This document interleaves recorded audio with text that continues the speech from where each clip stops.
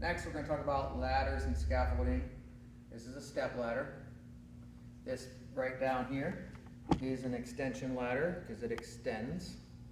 In a step ladder, you step on it. Well, you step on an extension ladder too, but it's not called a step extension ladder. You just call it an extension ladder.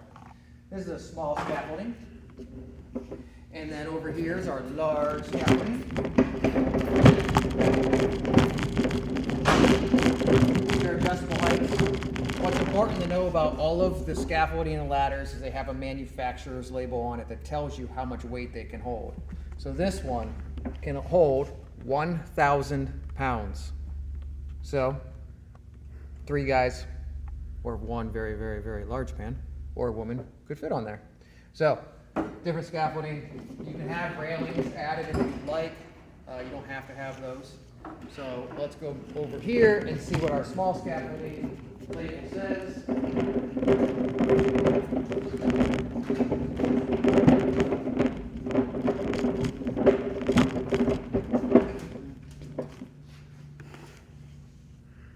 It says don't touch electrical wires.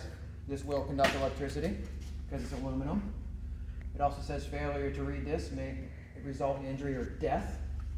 And then right here, it says that this one holds a maximum of 225 pounds. That means this is rated for one person to stand on it. And you also have to make sure that these are locked so the legs can't fold in. On our step ladder, it has a label right here that says do not stand above this spot because then you have nothing to lean your mid or waist section against and you could fall. And this ladder's label says that it can hold 300 pounds. So make sure you read that before you buy a ladder or step on it because they're different. This one is fiberglass, which means it will not conduct electricity if you accidentally touch a wire while you're on it, unless the power is high enough. If it's high enough, it could arc to the ground. But fiberglass is always what you use when you're working around wires, not aluminum. Fiberglass is a little bit heavier, but then they're a little stronger, so they don't break as much. This ladder should always be set up like this. It specifically says right on it, you are not to take this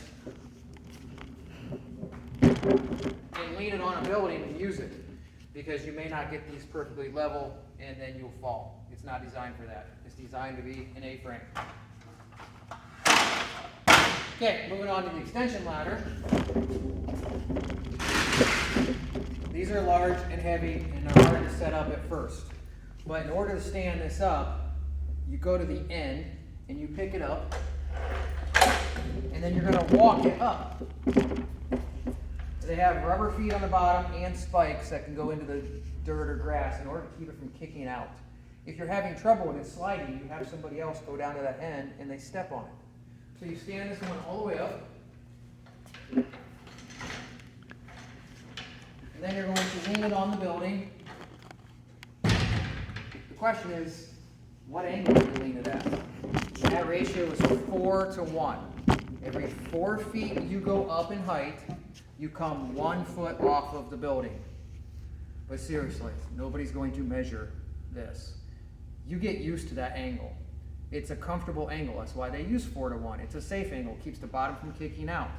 So, in order to figure that out, you stand at the base of the ladder with your feet against it and put your arms out. They should be able to grab the rungs.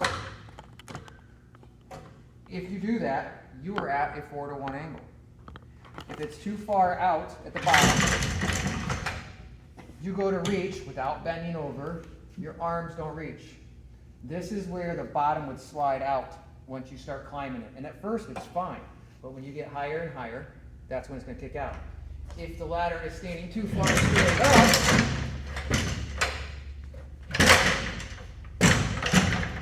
you go to grab it, your hands go behind it. This is where you end up getting up high, and then the ladder comes off the building and you fall. And usually if you're old like me, more than 6 feet can kill you. To extend the ladder, well, let's put it back 4 to 1. There it is. To extend the ladder, you're going to want to stand it up, and then the front piece pushes up. And it has a rope on the back that you can use to help you. and then there's 2 locks. So you simply pull down on the rope in the back and push up in the front with your hand, keeping your fingers away from these 2 locks. So you just push up. You have to go past the next rung, and then you can let it sit down on it. And then it's safe to go up. When you're climbing this ladder, you're to have 3 points of contact at all times. 2 feet and a hand, or 2 hands and 1 foot. That way you have less chance of falling. You'll notice where the extension ladder is doubled, there's 2 steps. And where it's not doubled, right down here at the bottom, there's only 1 step. When this is extended up pretty high, you end up with 1 step about the first 6, and then it's doubled from there. When you're coming down and you go from a double step to a single step, that's when you're most likely to fall. You should be holding on, looking down at your feet so you know where you're stepping. Okay? So when you're climbing, just 3 points of contact. When you come down, just watch where you are stepping. What was that ratio again? 4 to 1, correct.